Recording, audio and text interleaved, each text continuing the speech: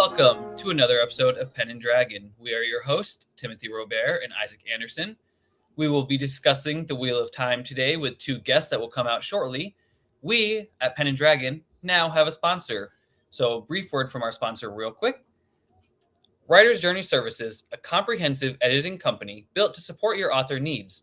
With two editors dedicated to helping you achieve your author goals, they provide line, copy, and developmental editing. That's two sets of eyes on your manuscript. They have reasonable pricing, package choices, multiple payment plan options, and a no AI guarantee. Want other services? There's add-ons like custom formatting, cover art, fantasy maps, and more. They have a 100% satisfaction rating from previous clients. Contact them today or for a free sample at writersjourney.com. That's writers-journey.com. Your path to success starts with Writer's Journey. Now booking for Writer's Journey. Writersjourney.com. Writers-journey.com. Hyphen. Don't forget the hyphen. Very important to remember the hyphen. So we're here to... Yes, the background was distracting. I will make very special backgrounds for us in the future. Okay, but for now, we are in this nebulous blue space. Speaking of nebulous blue spaces, we have here to talk about the Wheel of Time very special guests, Michael Vadnais and Bill Adams. Welcome, guys. Hey, thanks guys. for coming. Gentlemen, thanks for having us. I want to start off by saying that Isaac has not read the Wheel of Time. And I have read the book called The Wheel of Time. Just not all of it. Single book? Yes. Was the first one called Wheel of Time? No, it's called The Eye of the World. I have read The Eye of the World. And I have read the first 50 pages of The Great Hunt. So I'm pretty aware of the goings-ons of Matt and his friends. Yes, the entire 14-book series. You know everything that's going to happen. There's that tall guy. There's the tall guy who's really fun. Landman He's like, he knows all about the castle. They can't escape the castle because the ladies are there to get him. Mm-hmm. That's about where I'm at. Nice. Well, this will be part one of a two-part series, and I have been stoked for this because I've messaged Michael and Bill throughout my journey of the Wheel of Time, because as readers, we know that reading is very lonely, and when you're reading something as large and vast as the Wheel of Time, and it takes up so long, you just want to talk about it with someone. You do. Good time. And I will say there is one spoiler we are not going to talk about in this show at all. You know what it is. There's so many. Which many. one? You know the one. The one. There's the one that you cannot ruin for anybody. Okay, that's fair. The guy eating worms as he's running? Yeah, are we talking at like the very end? Is that what we're talking about? The big There's twist. a specific character that has a reveal we cannot talk about. We're inching closer and closer to revealing it the more we talk about it. I mean, book 14 does like throw you for a whirl and does not end anything like what I had anticipated. It is like the craziest ending for any series I've ever like been into. Yeah. I would say overall though, like it is one of the best endings to a series, because ending a series is really hard. And I've read plenty of books where I'm just like, God damn, this series is really good. But you know, it's hard to tie up all those loose ends, and they kind of flub it at the end. But Wheel of Time's ending, I found to be very satisfying. Especially for how many characters there are. Yeah. Was it satisfying because you're like, finally it's over? Or is it satisfying because, I wish there was more, but this is a good place to end it? Not that either. I would say like it ends and you're just like, wow, that was a journey. My life has changed. I'm no longer the same person. And I need to just ingest this for a while.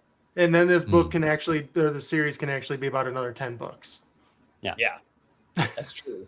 I mean, I do like that Sanderson didn't take easy ways out. He really didn't cut any corners or was like, well, this character just needs this ending. He really I give him so much credit because I can't imagine taking the huge cast and being able to put an ending on it. It's like It's one of those things that even going into it, like by book 6, I was like, man, how is this even going to be possible to end without just like killing everybody? Yeah. Yeah. Really interesting about that is, so Robert Jordan died. His wife, I think her name Harriet. is Miriam? Harriet. My bad. Harriet found Brandon Sanderson, and when he finally like got him on and it was official that he was going to finish up the series, initially Brandon got to all of Robert Jordan's notes, and it was supposed to be one more book. It was only supposed to be one. And then he was looking at all the notes, he was looking at all of the story that still had to happen, and he was like, there's no way this is going to fit in one book. We're going to have to do 3. And that was such a right call, such a good call. Do you know what earned his attention? Like Elantris? what did Brandon do? The first book Elantris came out, and then Mistborn became popular. Yeah. So Harriet, it was also the letter. Yeah. So when Robert Jordan died, Sanderson wrote a eulogy about the Wheel of Time, and it got to Harriet somehow, and she was just like, okay, this guy gets it. And like she read his first 2 books that came out, Elantris being the first one, and then Mistborn, the first Mistborn book, and she was just like, I think this guy can do it. And Sanderson was just like, okay, I'm gonna try. Like if you ever like watch some of his videos when he's talking about this stuff, he's just like, 1, I can't believe she wanted me to do it, and then 2, how could I turn this down? But 3, let me just not F this up. Because this series is like the greatest thing that I like in Sanderson's mind. He's like, this is the greatest thing I've ever read. This is like what I aspired to do. Like, I just can't mess this up. So it's like, watching Sanderson talk about this stuff, like you can see the emotion behind him. Like he doesn't get very emotional when he does a lot of his talks. Like he's a very business focused guy now. And when you watch him talk about the Wheel of Time, like you can see that emotion come out of Sanderson. And he knows that this is a once in a lifetime thing. Oh yeah. I think you can feel it in his writing too. I think you could really see, to take over someone's writing, I couldn't even imagine as an author. And to do it as well as he did and passionately as he did, like shows how not only his talent, but how much he really loved it. And also, we've read Robert Jordan. We've read the books, the 3 of us. Not Isaac. He's read some of it, but he knows enough. Can you imagine Robert He's a good writer. What they must have looked like? But he's so tedious and like so long-winded. His notes must have been insane. And I'm sure it was like stacks. Oh, yeah. Yeah. So from the history, from what they say and what Harriet and Sanderson said, like the final battle, everything in the epilogue, most of the final book, a lot of the stuff was already written in some form, whether it was like actually written or in like a very rough draft type of thing. So a lot of what Sanderson, like what Michael said, a lot of what Sanderson had to do was parse these notes and see how can I get from what left off in book 10 to what we get into book 11 into book 14, and how do we get there? And then, like you said, we had to do it in 3 books as opposed to 1, which would have been like 2,000 pages, and still wouldn't have been done. Like you can't put all that into 2,000 pages. Yeah. I mean, so much happens in the final 3 books. It's just like, I know there's a lot of like pacing issues throughout a 14-book series, because 1, it's a 14-book series. Yeah. It's a big unwieldy beast. But the last 3 books like just took the pacing and just sprinted towards the end. It's just nonstop. Something is happening, something is happening, something happening, something is happening. And it's like you still get these nice quiet moments so that you can be like, okay, I'm going to reset here, and then, oh my God, something is happening. I don't know about for you guys, but that was my intro to Sanderson. I've never read anything prior, so I didn't know what to expect. And his pacing is like phenomenal. It is so good in everything. We hear this as writers, like everything needs to be poignant and pertinent and like have a reason. And it felt like Sanderson, sometimes it felt like Robert Jordan didn't. Sometimes it felt like he was, describing, doing this like long, almost like a soap opera, right? Where some of the episodes are just kind of like, well, okay, is that really like important?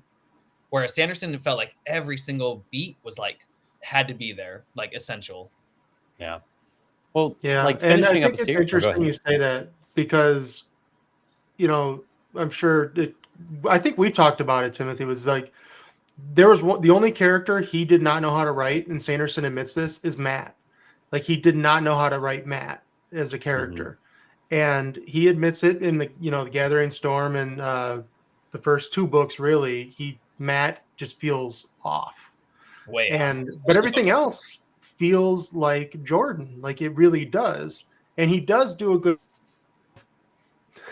culling some of that like telenovela feel that Jordan started doing in the quote unquote slog of the middle books, where it takes Elaine 3.5 books to get the throne of Andor back, which it could have took half a book. Yeah. Or Fail being captured by the Shido for 4 freaking books. It's like, we could have done without this. Like, where's Sofia Vergara in the background going, oh, yeah. That's what it felt like at some points. And Sanderson cuts that at the knee, like you said. Yeah.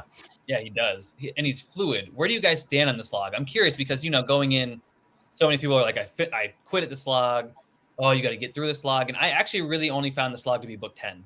I really didn't find 8 and 9 to be that bad. I actually found about half of them interesting because speaking of Elaine, she's my least favorite storyline in the whole book, the whole series. Yeah. I think she is the everything least with involved. Andor. I'm sorry, Morgazy. Cut Morgazy. So like book 10 I'm really gonna the have only book I have a problem with. Mhm. All right.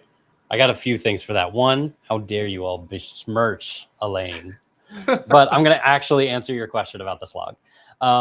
It's definitely like there are 3 books that could have been 1, and that's really what the big deal is. It's just so many of those storylines had so many additional steps that weren't required, and because there were so many storylines, because it's a 14-book series, each one of them felt like, okay, I get it.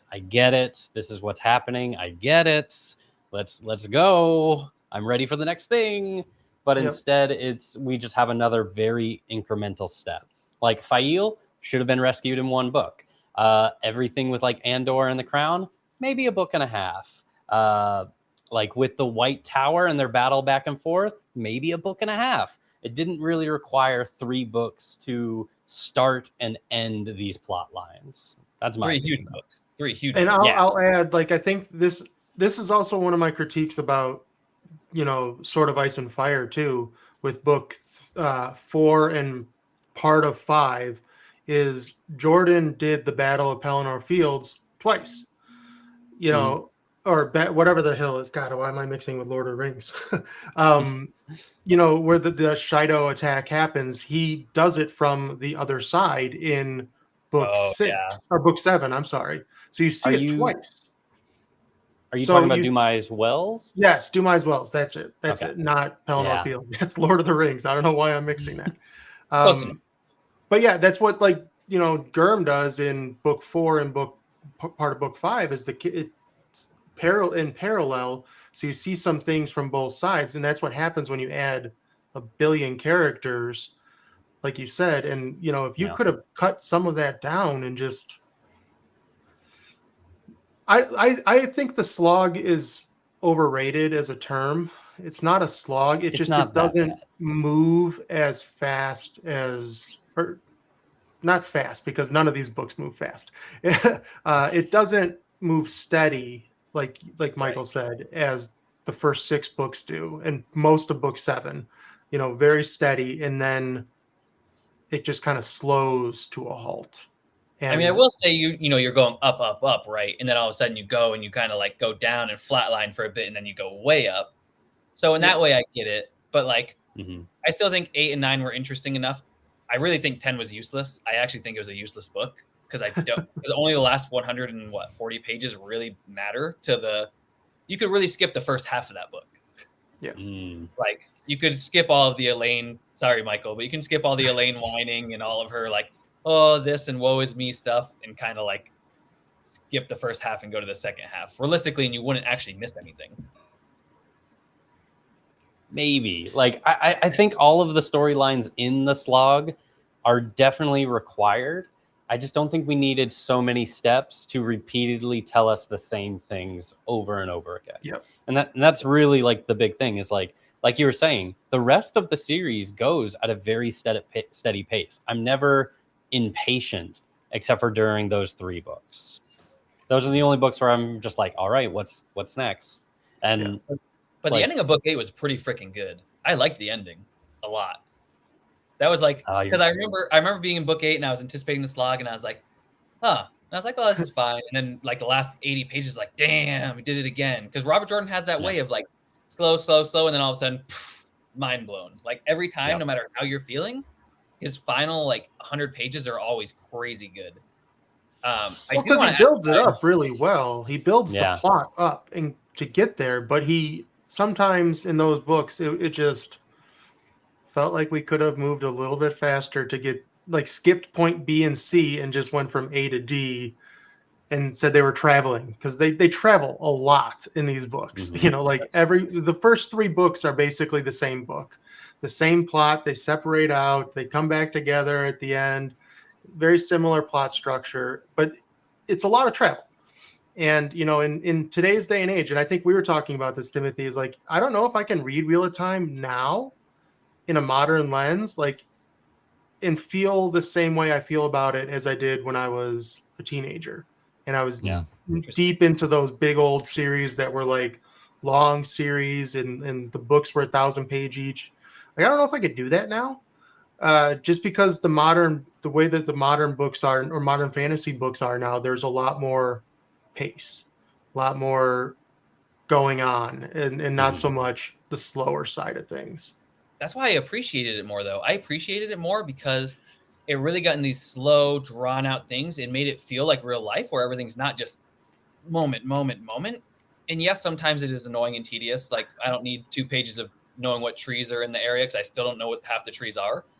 But like the drawn out lines to an extent really made me enjoy it more because I have read a lot of the modern fantasy and it's all fast paced and it's like here, there, where he really like, it feels like you're watching a really long TV show where like you're really getting into the characters, you're really building. And yeah, some of it's a very, very slow build.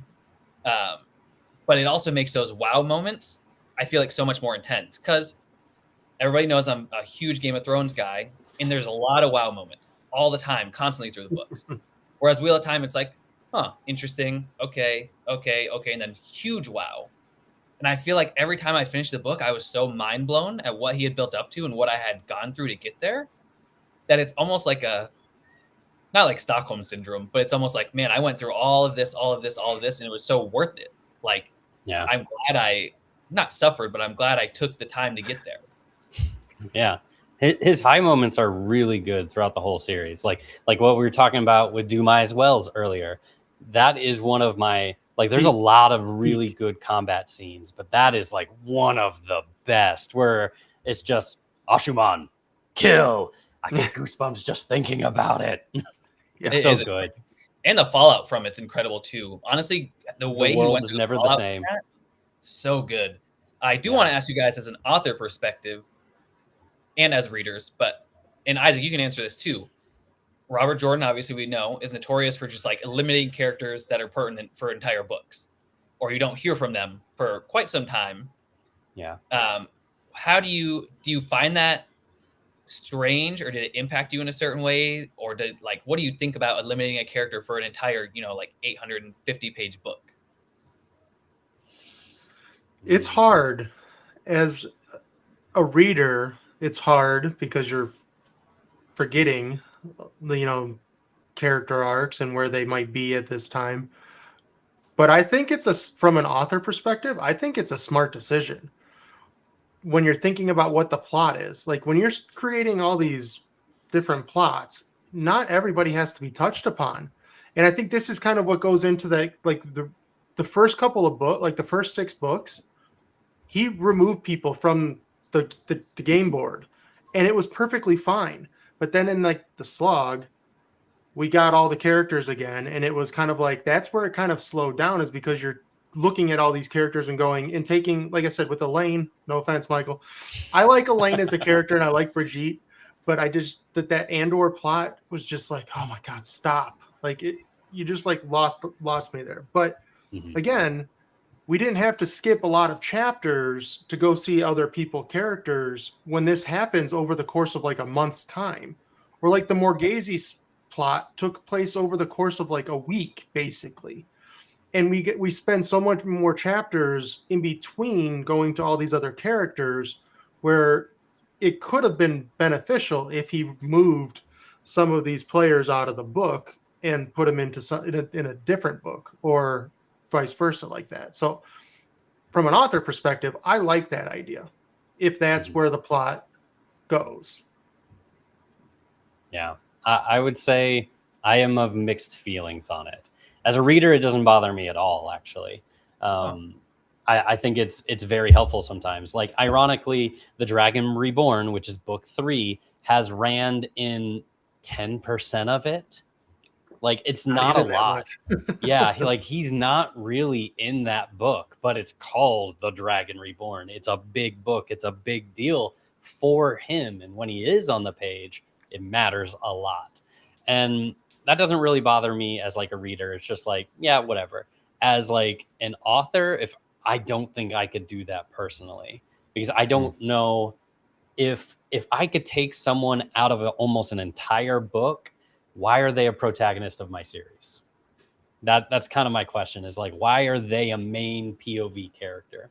If they're a side character, yeah, that totally makes sense. But if I'm giving them a point of view, you better be doing something important. There's a reason I gave that to you. I'm not just going to throw you in the closet afterwards. So personally, I think I would struggle with that. But as a reader, it doesn't bother me as all.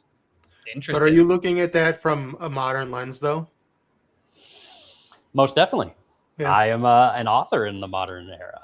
If I was writing in like the 90s or the 80s, that would be very different.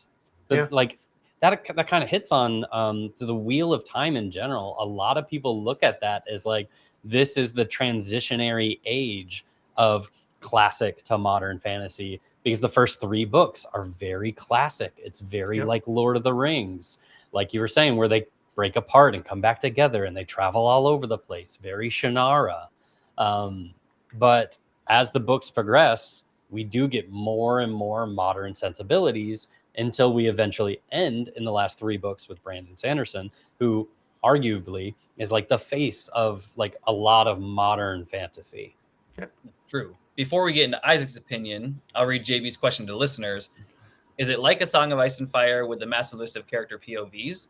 Yes and no, because George R. R. Martin's POVs are very specific and he breaks them up by chapter, whereas Robert Jordan and Sanderson jump around a lot. I don't know if you guys agree with that, but there's like, sometimes it's literally 20 sentences from some random Aes Sedai, and then all of a sudden you're back into like Matt Cawthon, or all of a sudden you're in Varen's head for a second, and then you're on like 20 pages of Egwene's. So in like some ways, I mean, it's more hopping around than George's is.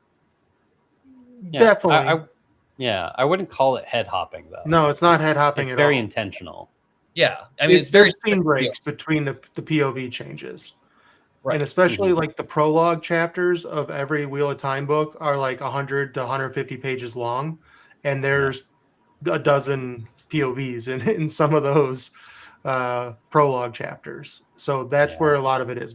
But it is not head hopping at all. It's third person close.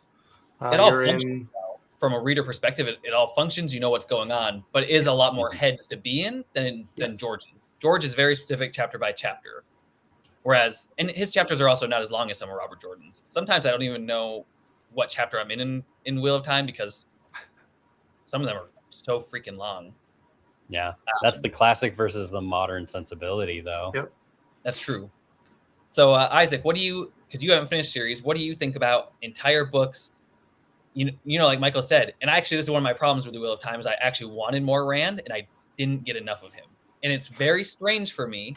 Yeah, because we'll talk also on that. I'm one of the only people that really loves Rand that I've talked to. Like, I actually really love the character. I think he's one of the best characters I've ever read. But there are books where he's almost non-existent. There's books where Matt and Perrin are non-existent, and they're literally like the three amigos. Yeah, they're like they're all very Viren. Wheel of Time. Yeah, I think if you're writing a story like a big epic, because Wheel of Time is it's not a book, it's an epic. And it's like a once in a generation kind of thing. Like we'll have a Wheel of Time like every 70 years. And the last one was Lord of the Rings. So I mean, Brandon Sanders is doing his thing, but I don't think he'll ever, maybe someday he will make something as monumental as Wheel of Time. But I think, the world has like an appetite and we haven't quite needed another one yet. So when it comes to making something that big and taking a loved character and sidelining him for a little bit, I think as long as the reader's entertained, you're okay. Like I hear a lot of people talk about this slog that happens near the end of the series, and the slog has been one of the main reasons why I've not really considered reading Wheel of Time like very seriously. Like every year or so, I'll read a little bit more into book 2. I'll get a little bit farther. Doesn't quite hook me, and I don't stay long enough, and then I bounce off, do something else. So to have something like that, to have a slog in your series and still have it be one of the best revered series ever says a lot. And when I think of, characters coming and going, I think the fact that you guys wanted more Rand is a very good sign that Rand was handled well. Because if you had too much Rand, like it sounds like you guys have too much. What's the girl's name? Elaine? Elaine. It sounds like maybe Elaine. there's too much. Maybe there's too much Elaine. Maybe he could have kept her back a little bit, and the feeling may have changed with some of you. But leaving the audience wanting a little bit more is a good thing. You need to satisfy them and also make them feel like, I want a little bit more of that. And it sounds like Wheel of Time does that pretty well. I do think he's pretty great at that. He's good at leaving you wanting, which is pretty impressive. I have specific questions for you guys, but going off of that, first I want to ask who is your favorite of the boys? Of the trio, who is your favorite? Perrin. I'm a Perrin fan. I really hard. It is hard, but Perrin solidified as my favorite towards the end. As much as I disliked I'll say it right now, I don't like Fael. I've never liked Fael, but she was a great foil for Perrin because Perrin is an introspective character, and she is not an introspective character. And as much as I disliked how long the Shido plotline panned out, what solidified Perrin as my favorite was when he forges his hammer and realizes the dichotomy of the axe versus the hammer and how internalized in him is the warrior versus the builder, basically. That for me is when Perrin became my favorite character of the whole series. And I like Matt. I love a snarky son of a bitch that just like gets lucky and beats up the good guys with the quarterstaff. Like that scene is like the best Matt scene in the whole series. Mm-hmm. And I love Rand. I think Rand is one of the best characters ever written in fantasy, just based on his arc and what he goes through. But yeah, Perrin, I don't know. I loved him from book 1, even when he was not even like much of a character in book 1. But in book 3, which is The Great Hunt, it's called the Perrin book, by the fans, because he is the predominant point of view character in that book. And that's when he started becoming awesome for me. And like I said, when he goes back to, the Two Rivers and fights the Trollocs and all that stuff down there, that's just, for me, Perrin was it on the guy side of things. Yeah, for those three are 3 to Viren. I will say it's definitely hard for me to pick. I will give the slight edge to Perrin. And the reason I will pick Perrin over Matt is he is consistently better. Like both of them are very interesting characters, but Perrin, his entire story arc, one is very solid. It's very consistently progressing throughout the whole thing, even through the slog. Fael and their relationship is problematic at first, but they figure it out. And Perrin is just consistently a good person no matter what happens. No matter what happens, he's trying to be a good person. He's very rarely like petty or vindictive or anything. He's just a man in incredible circumstances trying to do his best. And that, I'm just a sucker for that. Matt kind of loses it for me. I do love his story arc. I love that he is this rapscallion that like becomes more and more responsible, but still holds on to his rapscallionness. But the whole thing with Tuathawan, or Tuon, that's what it is. With Tuon that's a hard sell for me. Just that whole relationship. Yeah, And I get it. I get why it's in the story, but I'm just like, this doesn't quite work at the end for me, even though Matt has so many cool things at the end. And as far as Rand is the least developed of the three, in my opinion, but he also has the most realistic portrayal of what would it be like if the entire world said you were the chosen one and everybody wanted something from you and everyone was going to manipulate you and everyone was trying to take from you. That I love, because you don't really see a chosen one really go through an entire series of that. They might have an arc of it and it just shows to be like, oh, he gets over it eventually. But like that is almost Rand's entire series, is him struggling because he wants to just be a farm boy. That's all he's ever wanted. He never wanted to leave the two rivers. He never wanted to do any of this. And everyone is just pushing him and manipulating him to save the world. And he takes it all on the head too. Takes it all right on the head. And Ooh, he suffers. I do agree. I agree with you, Bill, because I do think that Rand, I actually think he's the best written character that I've ever read. Because like you were just saying, it's not only Rand versus the world, it's not Rand versus the Dark One. A lot of it's Rand versus himself. Yep. A lot of it is this crazy, and he goes dark for quite some time. Like, and you actually don't know what's going to happen. You're like, oh my gosh, is he just going to like destroy everything before he does something good? Yep. And him versus arguably one of the best side characters ever, which is Tam, which is Rand's dad for anybody that doesn't know. That moment where, this is going to be a spoiler, that moment where him and his dad get into it, well, yeah, that moment where they get into it is like it was so intense for me. I remember just reading and I sat there and I was like, what? I was like, there's no way that just happened. Yeah. And there's a lot of moments like that with Rand. And yes, I do want more Rand, but I do think that Robert Jordan did it the best way possible. Every moment with Rand is so essential and so gripping that it doesn't really matter. And I think as far as the trio goes, it's hard to cast. For me, Perrin's my least favorite. Actually, the moment that he created the hammer is the only moment I started liking him. But I also think he's essential as an anchor. I think he's a very good fine line character that balances out Rand and Matt, first of all, because they're a lot. Mm-hmm.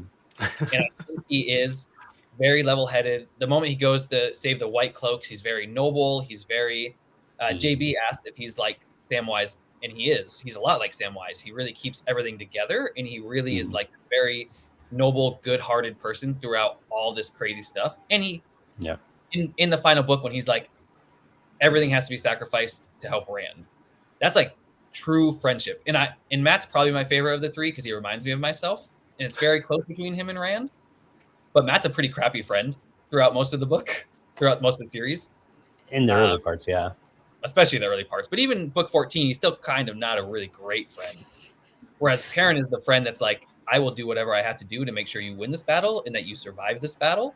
And you'll have to read book 14 to see if Rand survives or not. I'm not going to do that spoiler. But like, Perrin is essential. And he's a great character as far as that goes. I just found him the least interesting. Matt is hilarious. He reminds me a lot of myself. And Rand just has one of the craziest arcs I could ever imagine. I think I'm going to disagree with you on the position with Matt, though. Matt is an incredibly loyal friend. He's just going to bitch and moan about it the whole time. He doesn't want to do the hard thing to help you, but he will. And people give him a lot of shit for that.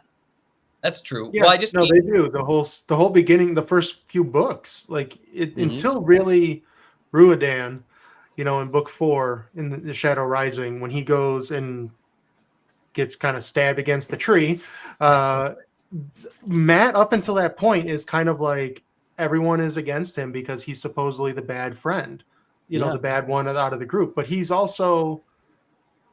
very, he's like the kid across the tracks, like the one that is like, even though I'm gonna hate on the show for a second, what they did to Abel Cawthon and I can't think of his mom's name.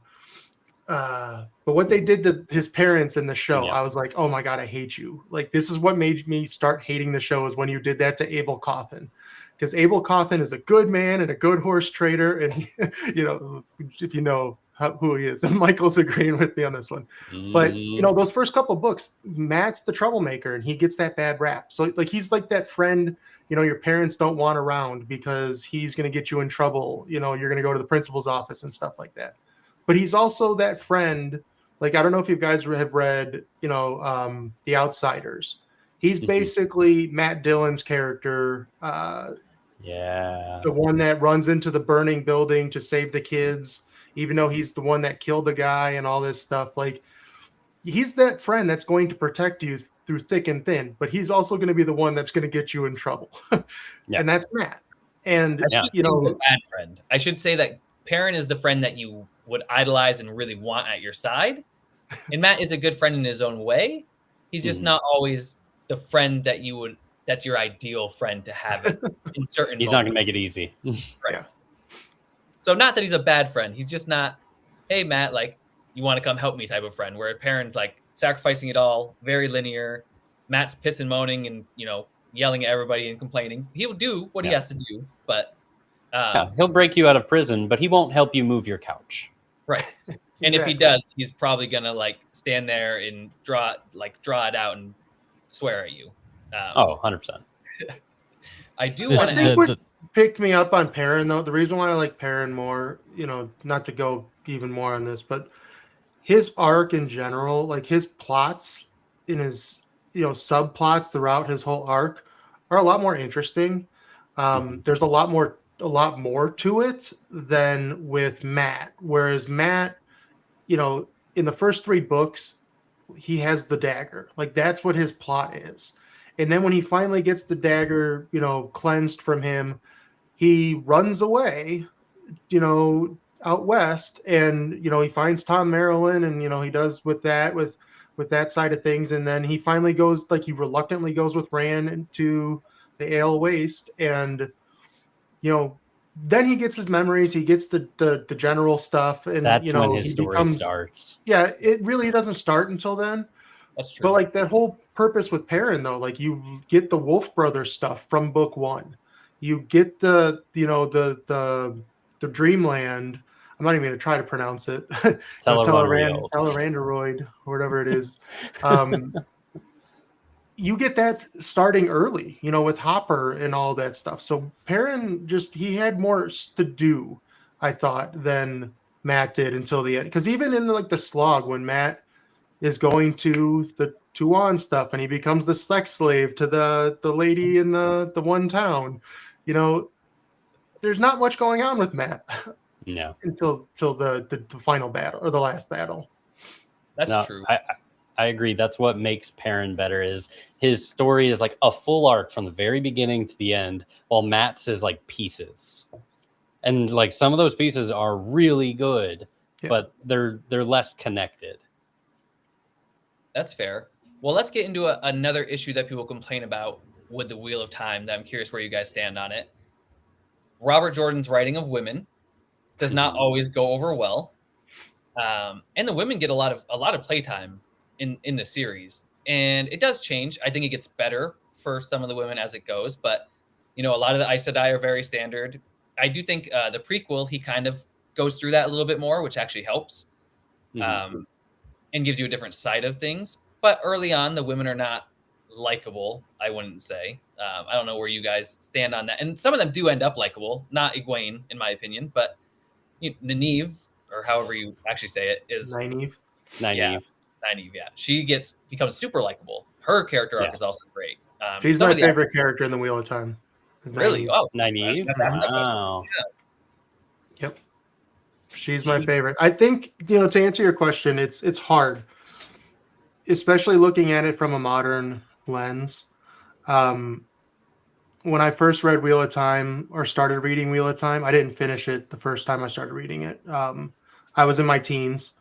So when you're an impressionable boy in your teens, you're kind of like, yeah, this is kind of cool. Like, this is interesting that these, Aiel run around, make the women run around naked. You're like, oh, that's kind of cool.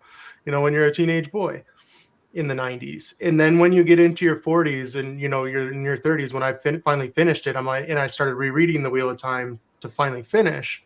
I'm like, yeah, this doesn't age well. It's not that great when you think about that stuff. But I do, like, aside from that, the weird spanking thing, Nynaeve always tugging her braid. They always talk about the braid tugging, and that's always the thing. I do stand by, and I think when he actually writes his POV characters, female characters, he's very good at writing female characters that stand up in a modern lens. Mm-hmm. There are questions about certain aspects of the world building. I will not deny that.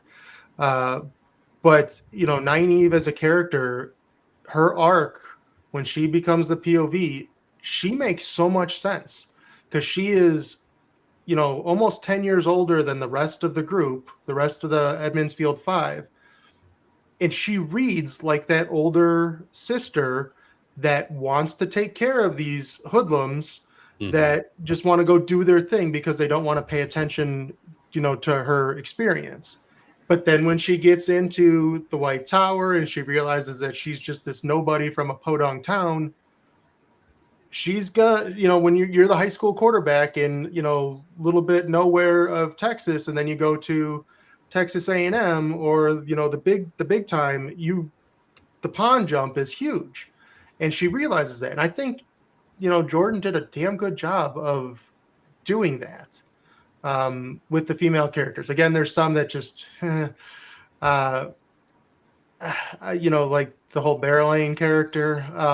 But she makes sense because there are characters in this world that will go for power, and utilize their charm, basically. So like it makes sense. I think it makes sense. But again, there are things that don't age well in today's day and age. Yeah, and I'll definitely agree with that. I think there is a bit of a habit that a lot of us have when we look at stories, especially like fantasy stories and darker stories, where we take our very modern lens of morality and society and then apply it to a world that uses more of an Iron Age logic. And we look at that and go, that's bad. And yeah, if that was happening today in the real world, 100%. And when you see that happen in the real world, that is some problematic shit and you should probably do something about it. But I will say some of this is world building. There are amazing women characters in this. Nynaeve is definitely one of them. Even Egwene is really good during the whole thing with like the splitting tower. I really liked that storyline. I loved so much of that where she is displaying like what leadership means and how to bring divided people together. Everything that she did after the tower stuff, I'm just like, okay, you're an idiot. But that isn't because she's a woman or anything. She just makes bad decisions as a character. But there are problematic things. There is a lot of spanking for really weird reasons. And there are some like sexual, well, yeah. But there's also like weirdly like sexual undertone things where it's just like, this is heavily hinted to be happening. And we're like, what does that have to do with anything, Robert? I'm very confused. But that's the world that he built. And none of it is integral to the story or the plot. Like, I kind of put it akin to like watching anime. I like anime. I hate over-sexualization in anime. And that will make me turn off a lot of different shows, even if I love the show. I'll stop watching it because I'm just like, nope, that's too much. I'm not doing that. I don't think the Wheel of Time ever tips that scale. It's never in your face with like, ha ha ha ha, ha, look at this woman do this. It's never done in a way to make fun of them. It's just, this is the world that they live in. That is normal there. There are many structures of what men do and women do in this world. And there are many different cultures that have different ideas of what that is. And they mix and they challenge each other. And people have interesting conversations around that. And I think he excels at that, actually. Early on, I did find a lot of the female characters to be kind of similar, this kind of like man mindset of what a woman acts like. But then you get throughout, and he actually starts bringing these different cultures, kind of like indigenous cultures and stuff, sort of, with the Aiel and everything. And it's very interesting, and it gets more interesting on how he does it and how the women interact with each other. And like I said, I can see why people early on are like, oh, the Aes Sedai are the same. Then you get later, they're not. You have people like Varen. You have people. I love Ken Swain. I don't know if that's how you say it, but she is my favorite Aes Sedai. In the prequel only, I read the prequel last, and that even confirmed it. And it does make a lot of the Aes Sedai more likable, actually, the prequel, the way he wrote it. Mm-hmm. Being in Moraine's head, being in the White Tower in that point of view, actually makes a lot of them more likable. I do think Cat Swain is just like this, I don't know, 400-year-old, whatever she is, hot, sexy, mean, but like strict teacher. And I love her. I think you might be projecting here. I don't remember her ever being described as hot, sexy. I can't help. I don't know. The way she handles Rand and stuff, I'm like, okay. Timothy wants her as her pillow friend. Yeah. I mean, I will say you bring up an interesting point. I think the part where Robert Jordan is the weakest is women to women relationships. Like, that's the part where I think it breaks down most often, where it's just like, okay, this is a little weird. Well, and the show takes it too far, in my opinion. The show makes like these kind of friendly women relationships super. I mean, they make a lot of them like turn into lesbians, basically, like just like strict lesbians, and maybe they are in the book, but it never directly says that. It kind of for a couple of them, and for a couple of them, it's like, well, they're just good friends or whatever. Maybe there's that, but it's never like really talked about. And the show is like so in your face with it that it really takes away a piece of the Wheel of Time almost. It's so upfront and like direct and changes how they interact to a way that's so badly done. It's worse done than Jordan does it in some ways. Mm-hmm.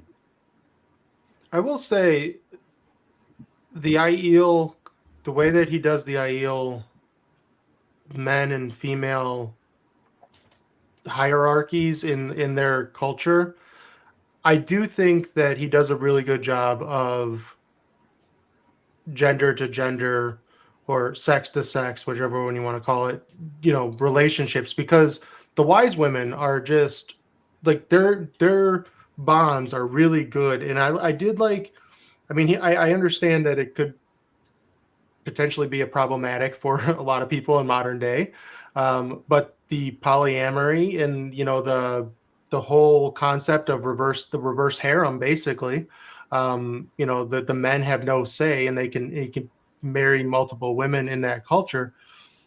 I think he did a great job with, how the wives, the sister wives, basically, for the lack of a better term, interacted with each other. Like, I liked how they, were more of more family and friends than like they were with their husband. I thought that was, pretty interesting how he decided to do that. I think the Aiel are actually some of the best written characters in the whole series. Yeah. I think the women especially are actually, I think they're way better done than the rest of the women in the series. Yeah. So much of the Wheel of Time does explore like gender and sex and what is your role in society and in relationship as a man or a woman or within this like town. Like there's such like an undercurrent of that. And it's even within the magic system in the world building where you have Saidin and Saidar, the male and female half of the magic system, and they can't teach each other and how they interact with the magic.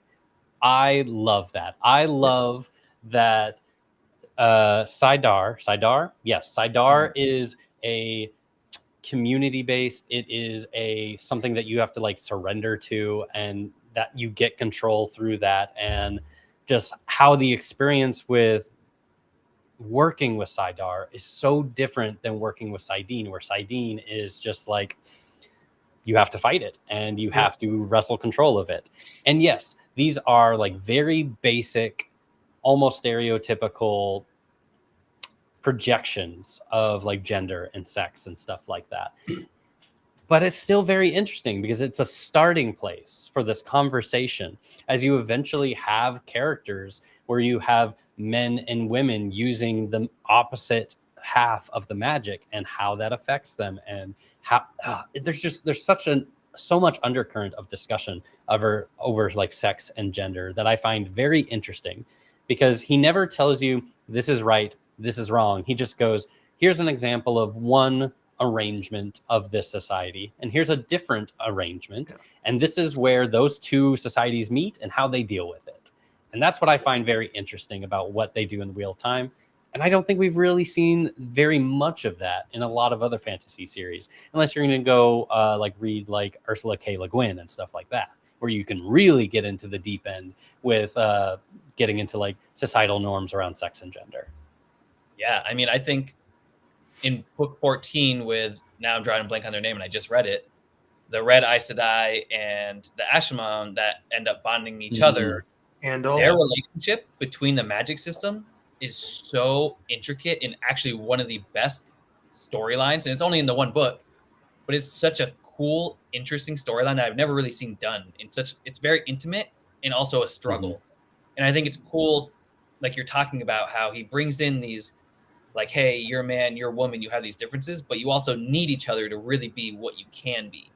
And I think it's really interesting. You can thank Sanderson for that, because that is the one character and whole plot arc that Sanderson created that was not in Robert Jordan's notes. The Andal and, was it Pravera?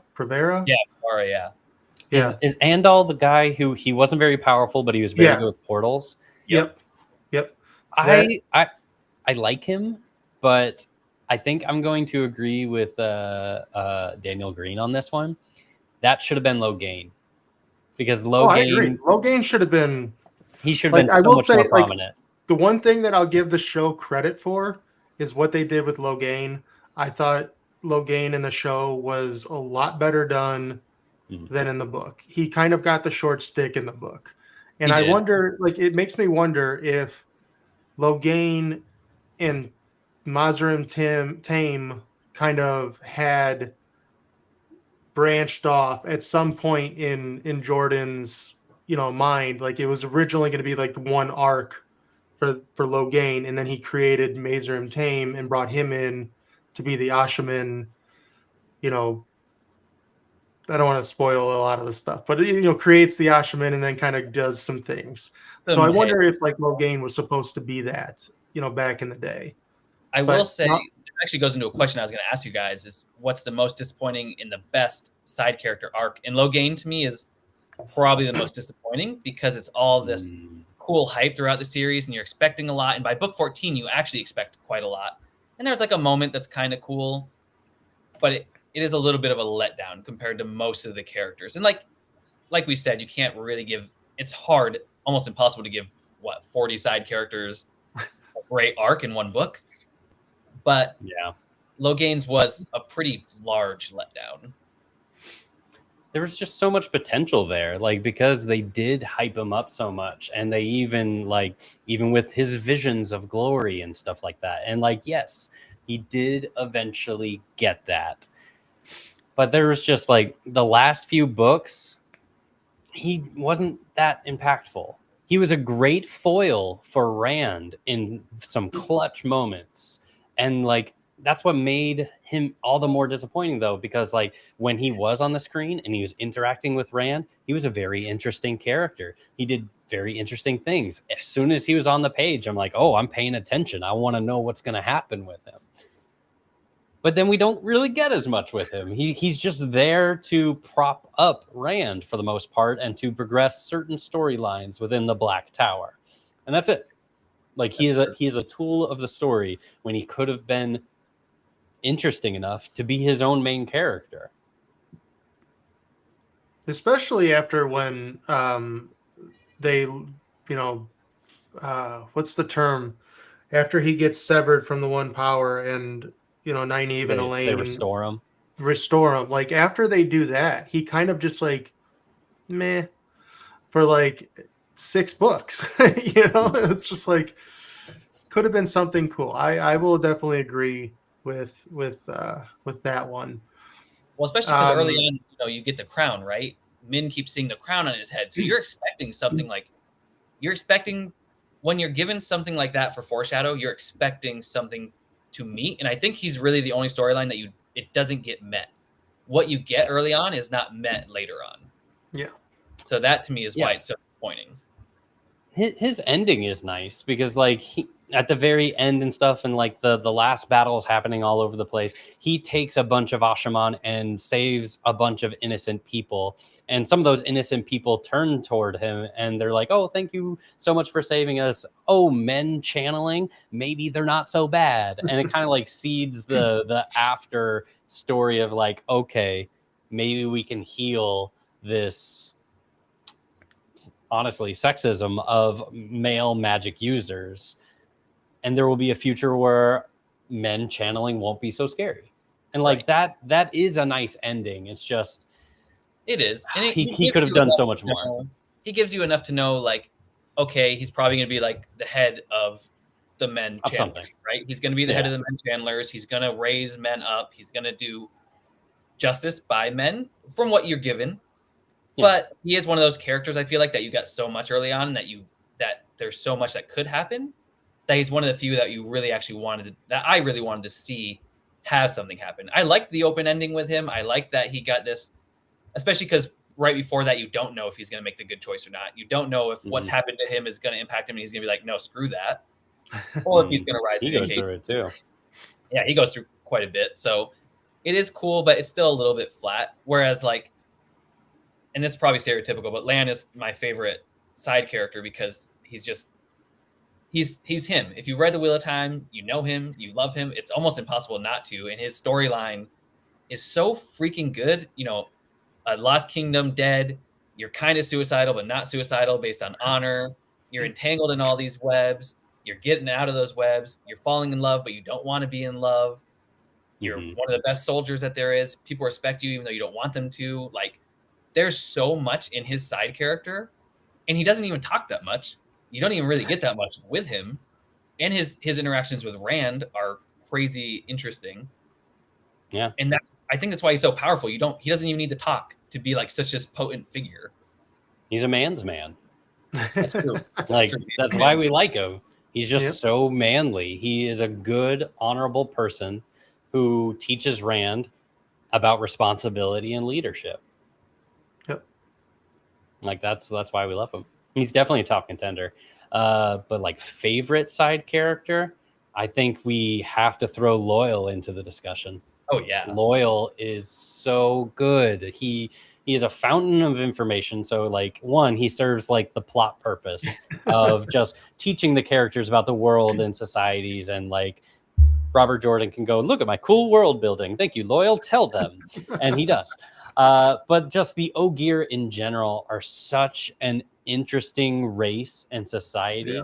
Like, I love that they're these just like peaceful giants that have like a little bit of elf in them, a little bit of dwarf in them, a little bit of alien from a multi-planar escape, who knows? And they're just like gentle giants. They're builders. That can rip your head off. Until you make an Ogier angry. And oh my God, that is like one of my favorite parts is when the Ogier come to the final battle and it's just like, I've got to rip up all these weeds. And I'm just like, yes. And Loyal, release your rage. Super cool. Because you get all the tree singing and then all of a sudden there's a war chant. And you like, I actually remember reading it. I was like, oh, I got goosebumps a little bit. Like, because like these peaceful giants and they're super passive, and Loyal to me is just Robert Jordan put into a fictional character because he loves to talk and loves to ramble. And then all of a sudden they're going and ripping apart giant goat-headed and eagle-headed Trollocs and like chanting a war chant. It's pretty incredible. But he's also a character that I wanted more of throughout the entire series. I was like, where's Loyal? Where is Loyal? Where is he? What is he doing? Yeah. Yeah, and he's got his cute little side story with Sareth, I think her name is. The woman he ends up with, I think is just really good. I can't remember her name now. The Ogier names are pretty wild, so I have a hard time remembering them. That's true. Bill, what what about about you? What's your favorite side character? Well, I to go with Gaul. Good choice. Good pick. I Good pick. I liked Gaul from the beginning, and then with Bane and Chad, that like that whole arc with with Perrin again, with Perrin being my favorite. I loved the character Gaul because he is the antithesis of what Perrin is almost, but then like they're the same type of person because he with the being Aiel, they're the warriors. They want to go out in a blaze of glory basically, and he wants to do this, but he also stands beside Perrin when he's like, we can just leave, like you don't have to do this, in the Battle of Two Rivers, like we can just leave, and he's like, no, I'm staying. So I don't know. I just enjoyed his character arc throughout the whole series. And then, I loved Talmon's, with Matt's Oh, arc. Like he's he awesome. was just kind of fun with the band of red, or the red hand, you know.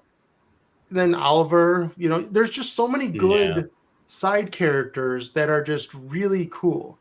And obviously Tom Maryland is a top contender for best side character, Oh which yeah. again the show destroyed Tom Maryland, which is Oh, unfortunate. they ruined it so bad. Yeah, it was just, that's not a Glee Man what they did with Tom in there. But yeah, I do think, I will say though, this kind of going back to your Logain question or your disappointing. I think what happened in the end with Tom Maryland is a little disappointing. I was going to ask you that because you brought him up. I was going to I ask could what you see thought that. about his ending. Yeah, I mean, Fell out of nowhere too. I'm not going to lie. Which Perrin it talks makes sense, like when you think back on all of it and what Moraine did, but Yeah. even the characters in the world are like, what's happening? When did this happen? How did I miss this? Which is exactly how we feel as readers. So it's kind of cool in that way, but it's also kind of weird in that way. Yeah. I do have a problem. I'm going to go through a couple quick questions with you guys so we can get into our cover reveal. I do have a problem with, before we get into the quick questions, and I talked to Bill about this, but I haven't talked to you about it, Michael. Moraine's reintroduction into the world after all this time, all these other side characters have come, and there's almost no interaction. That's my one issue, besides maybe Logain, in book 14, is that Moraine comes back and nobody cares. I mean, Rand cares, but like nobody really interacts with her. Swan doesn't really interact with her. Reading the prequel, I really want her and Cadsuane to have some kind of words. So there's not like, there is a little bit of interaction, but there's not what you would expect. Lan, I don't even remember if Lan says anything to her besides like one sentence. Nynaeve, they have a little bit of interaction, which is actually a really big turning point in Nynaeve's character and very fascinating after their whole animosity. That was well done. But other than that, I was a little bit perturbed. And maybe it's just because I'm so used to Robert Jordan drawing stuff out, and Sanderson was like, I'm not going to do that. I did want a little bit of the telenovela in there for that part. I wanted at least a little chapter of some like, hey, what's happening? And then her and Cadsuane butting heads, or her and whoever butting heads, her hearing about Varen. And I know Michael loves Varen. Her hearing about what happened with Varen would be nice. Anything like that. But that's the thing is like, how do you sell that on the page? Like, oh, Moraine, let's catch you up on 6 books. Like that's just not going to be interesting to get a reaction to every single thing. So I understand why they pared that down, but she is impactful. Like she shows up during the debate over the Dragon's Peace, and it would not have worked if she did not show up. And that's true. Pretty much look at Rand and be like, hey, you stop that now. You need to do the thing. You need to do the thing. You're going to do it. Like that's the thing about like Moraine is Moraine was the first person to manipulate Rand, but she also became the first person that understood him, that knew how to push him in a way to get him to do what he needed to do in the hopes that he would be strong enough to survive to save the world. Like that was her goal the whole time. It's just I need to get Rand to the end. Oh, he won't just do what I say because he's from the Two Rivers and he's super stubborn and like everybody from there in Manetherin and all that. Okay, well, I guess I got to figure out how to nudge the boulder instead of just making it follow me. And she was the first person to really understand that. So then when she got taken out of the story and then Cadswain got thrown in, Cadswain again just tries to bully Rand. But at this point, Rand is a freaking glass cannon god. And it doesn't go so well for Cadswain. And then it took her coming back for, thankfully, after Rand had gone through like his whole thing and is just much happier as a person. But it took her coming back to really like remind him of like where he came from and everything that it took to get to where he is. So she is impactful. And I agree. I want to know all of her responses to all those things, but there's just no time. There's so much going on. True. I kind of wish she had a reaction to Varen. I wish her and Swan had a little thing and her and Cadswain butted heads for a minute. That's what I really wish. So going into that, a couple quick questions. Was Varen totally awesome and was her ending perfect? Because I think it was. Absolutely. Yes. That's all I'm going to say about that. That's the Me too. all I'm going to say. That's the one? Okay. Then I think we should move on. That one, yes. That's like a quick question. That's why it's a yes or no. Let's move on. So because I have so many Wheel of Time experts here, I decided to put something together that Tim knows nothing about. Oh. Welcome to the Wheel of What? Oh. The only Wheel of Time trivia game on the internet. I'm going to ask you geniuses questions about the Wheel of Time that I have found on the internet. And I think they're real questions. I guess we'll find out. I tried to find what I assumed would be hard ones. Some of them I think are pretty easy because I think I do the answer to them. So we'll begin with this one. What's the name of the spring festival celebrated in Two Rivers and across much of the Westlands that marks the end of winter? Are we buzzing in? Buzz. No, you all can answer. Beltane. Beltane. And the answer is Beltane. You're very, very smart. That's the first easy question. Here's the next one. What's the name of the pure pool of Sadine Garden? Sadine pool. I can't read it. Someone read this. I can't read this fantasy. What's the pool in the first book? Oh, I know the answer, but I'm going to give someone else a chance. I don't remember. It's the Eye of the World. The Eye of the World is the answer. Yeah, we do need some buzzers. I have a soundboard here, but I don't know what the sounds. So can you guys hear this? Yes. I can't hear it, so I don't know what it is.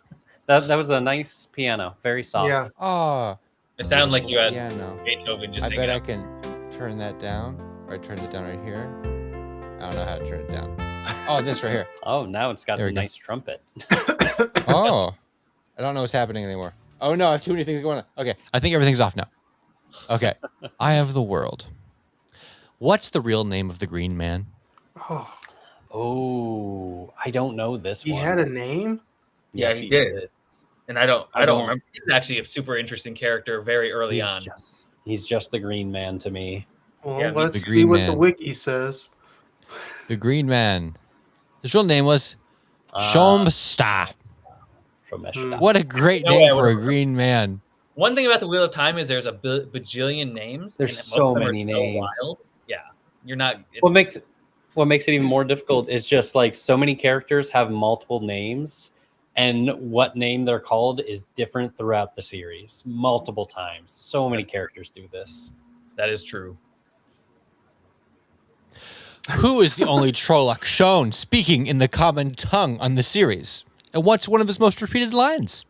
I don't know the name, but I know it's a wolf-headed Trolloc. Yeah, I know which one it is. He does say his name. It's in the very first book, the one that's in their house. Yeah, the one that he- breaks in and gets to kill Ran or Tam. Yeah, he like hides and wait and stuff like that. I can't remember his name. His name is Narg. Narg. And he says, Ah, Narg Narg. smart. Narg stay. Narg smart. Oh, He also yeah. says variations of put sword down. This happens in like the very first book, and then a Trolloc never speaks again. Yeah. Never in all 14 books. Not like physically, but they hear them talking in the last book because multiple times, Yeah. multiple characters are like, "Wait, they talk," Yeah. but they never have a line. Yeah. Okay. What title do the Aiel give Ran after he returns from Rudian? What's the Karkagon? Yeah. However you pronounce it.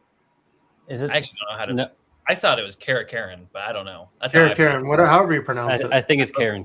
Yeah. But yeah. The answer is Karkarn. Yeah. He who comes with the dawn, chief of chiefs. What's the one with the sea folk? What did they call him again? I don't remember. God. That's the other thing. Man, Rand has so many cool names. I cannot remember that one. I can't remember. It's been a few years since I've read the series. I just What read it. animal head shape appears on Max's fox head medallion? I think the question answers it. Yeah. I wonder what it could be. It is, of course, a fox. Matt also has a lot of names. Matt also has given Yeah. a lot of names throughout the series. Yeah. My favorite is the Son of Battles. I do love that one. Who blows the horn of Valeray for the first time in the series? I like how it specifies first time. Matt. Yep. It's definitely Matt.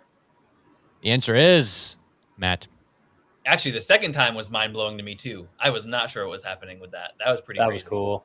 That was cool. And I didn't even think about it, what happened to him. So Yeah.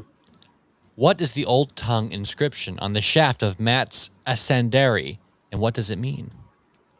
It is very funny to me to listen to all you guys say the words, because it's clear to me that either one, Isaac, you haven't read the series, or two, Tim and Bill, you guys read the books and I did the audiobook. So it's just really great to me to hear all these. Ascendary. I don't know how to spell any of them though. Karen in the audiobook? It's Karakar, I think. Or something like Okay. that. It's close enough. Yeah. And what is this in the audiobook? Is it Ashendari? Ashendarai. Yeah. And, Ascendari. Okay. Yeah. Who's the Ascendari and what they put on the sword? I don't remember. The answer what it is... says. I don't remember. Thus is our treaty written. Thus is agreement made. Thought is the arrow of time. Memory never fades. What was asked is given. The price is paid. This is a ridiculously long thing to put on a sword. Well, I bet it was short in Valerian. Yeah. It's a poleaxe. It's like a long staff with a sword on the end. What is Grendal's original name from the Age of Legends, and what was her profession before she went over to the chateau? She was a scientist, wasn't she? She was. She was the one that Like an cracked the inventor. barrier. She cracked the barrier that brought the Dark One into the world. Yeah. And I think her name was Miram. Oh, that might be right. It's hard with the Forsaken because they have like 10 names. Merida. Carmyle Miradim Nindar. She was noted psychologist, healer of the mind, famous for treating mental illness. That's wild. I forgot the part of the healer of the mind is wild just because of who she is. But Is that right? I thought that was one of the... Okay. I might be mixing her up with one of the other Forsaken. This is what the internet has told me, and the It's internet hard. has been proven right again and again. So I wouldn't It argue. never lies. Never. Thank you guys for playing the Wheel of What. that was pretty awesome. And before we leave, get into our cover. what'd you say? We have more next week, Yes. so I guess we should get into our cover. So we like to review covers here at Pin and Dragon, and we found a cover for you guys to nitpick and talk about. So this is a movie coming out.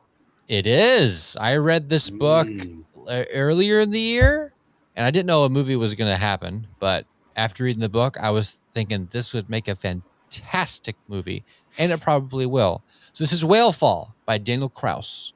So what do you guys think of this cover? Now, just to get book review out of the way, book is very good. Read book.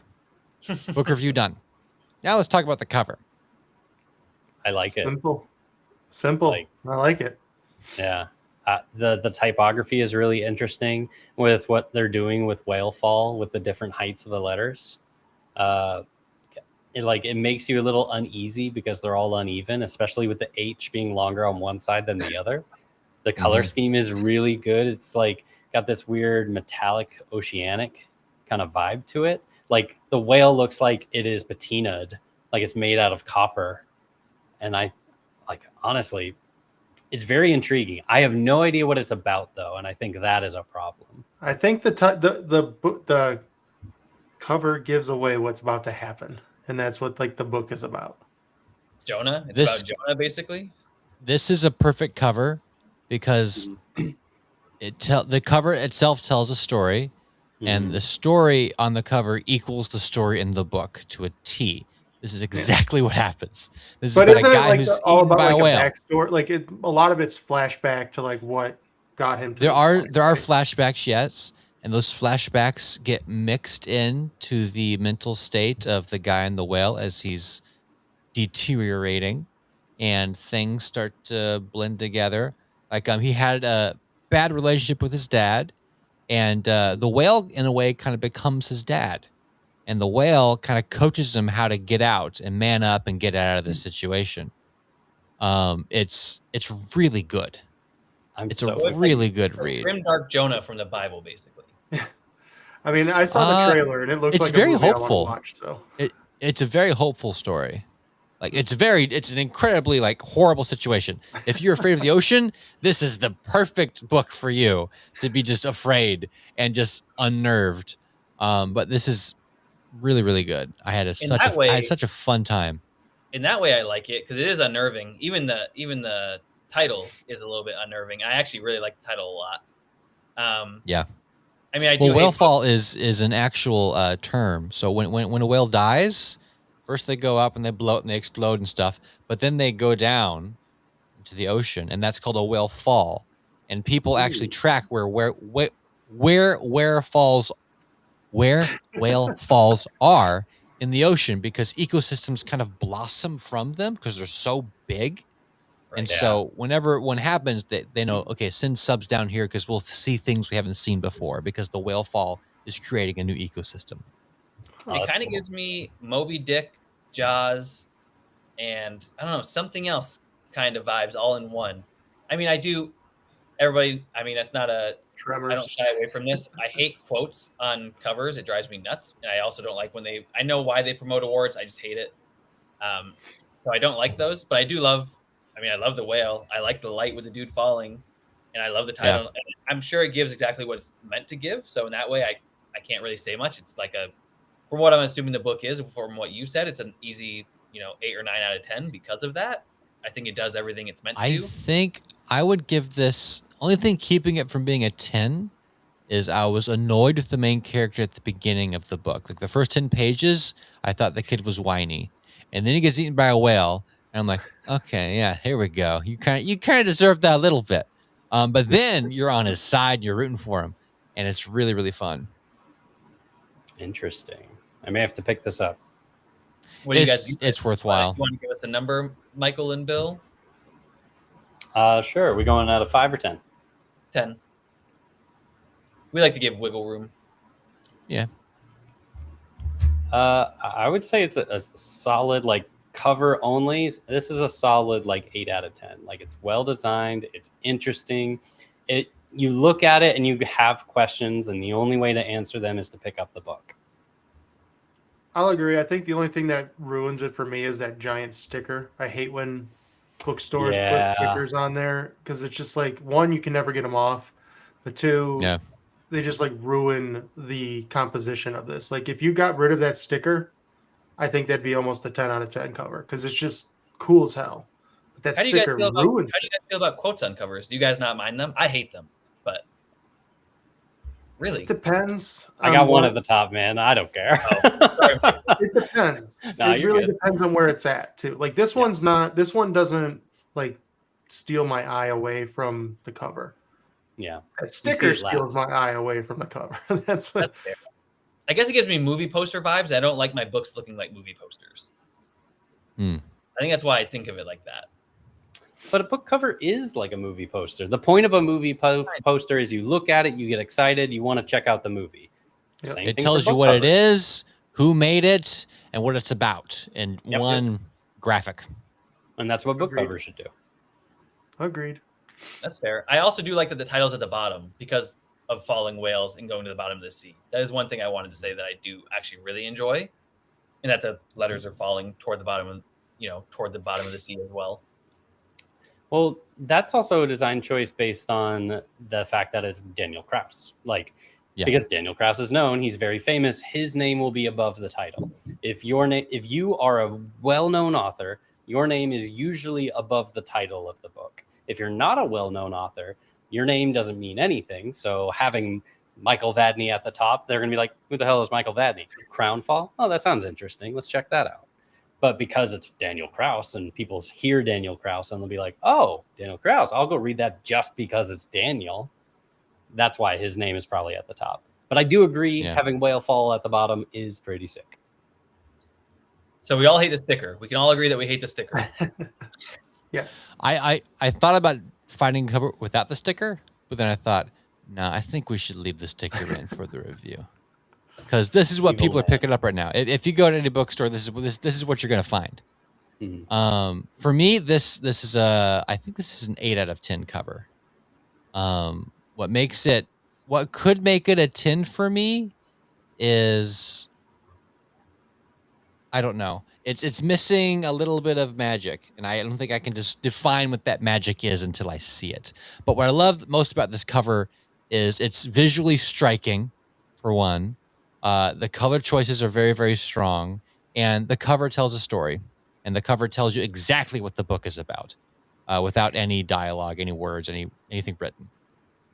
Crazy. Fair enough. Yeah. Pretty good rating. Pretty good rating from us and the guests. I'm gonna let you guys plug, your own wares real quick if you would like to before we say our final speech. Sounds good. Final speech. I guess I'll go. Hey, folks, Michael Vadney, author of Crownfall. You can find it on Amazon or at michaelvadney.com. You can find me on the social medias at Michael_Vadney on all of them, or you can find Author Adjacent on YouTube. New episodes every Friday. So you're Bill, smart. take it away. I need to change my socials because I made mine when I was like 12 years ago. I don't put my real name anywhere. But I'm Bill Adams, and I wrote a couple books, but the one I'm talking now is The God's Blood Tragedy, dark epic fantasy that has been called Sanderson fanfic for all you out there, which I take offense because it's Final Fantasy fanfic. Get it right, people. But yeah, now an audiobook just came out. Is it Final Fantasy Sanderson fanfic anyway? I guess you're right. I'm just kidding. Yeah, thank you guys for joining us. Can't wait till next week when I have tons more questions that I want to jump into. Thanks, listeners, for joining us for part 1 of The Wheel of Time. The wheel weaves as the wheel wills. Can't wait to... Oh, Mike Cahoon will be back from his journey to... We've Wheel of Timed him. He is sitting out this book. He'll be back next book. And he is basically parent, so it's fine. It makes sense. So he's been wounded in the Battle of Two Rivers, so we have to... Yeah, he's got to sit down for a minute. Yeah, he needs a little bit of time. He's trying to figure out the wolf dream still. So makes sense. Thank you, listeners. Go like and subscribe. Thank you, Writers Journey Services. Go and check them out if you want editors that are going to take care of you. Thank you for sponsoring us. We do have a Patreon that we are working on that will be up and coming, that we will offer stuff on that we're still discussing. So maybe next week we'll have it figured out and actually have something for you guys. There's also an anthology coming out that I'm assuming Isaac is staring at right now. Oh, he's not. Bada bing, bada boom. The Kickstarter exclusive. More than 30 short stories from indie authors in fantasy, science fiction, romance, and horror. The Rings of Adventure. We wrote short stories about things and rings and spooky things. And Michael, our guest, is also one of these stories. So it kind of works out. Yes, he wrote a very good one. Thank you. Yeah, Michael writes good everything. And this goes live September 11th, right? Is that right? Yes, first. very soon. I thought it was First. Well, I knew there was a What? one. Oh, no. I could be wrong. Well, it's one of the ones. It's either 1 or 2. Early September. Really simple. Well, I need to go draw pictures then because I owe them a piece of artwork. I gotta get some pencils. You gotta get moving. I gotta move on that. Some shorts that we will be putting up throughout the week. we'll be putting up some more images, and next week the dragon will be reborn. Thanks for tuning in to Pen and Dragon everywhere that we are. Thank you, Michael Vadney and Bill Adams, for joining us. Thanks, Isaac, for being here and listening to us jabber about the Wheel of Time. And Yes, I enjoyed that.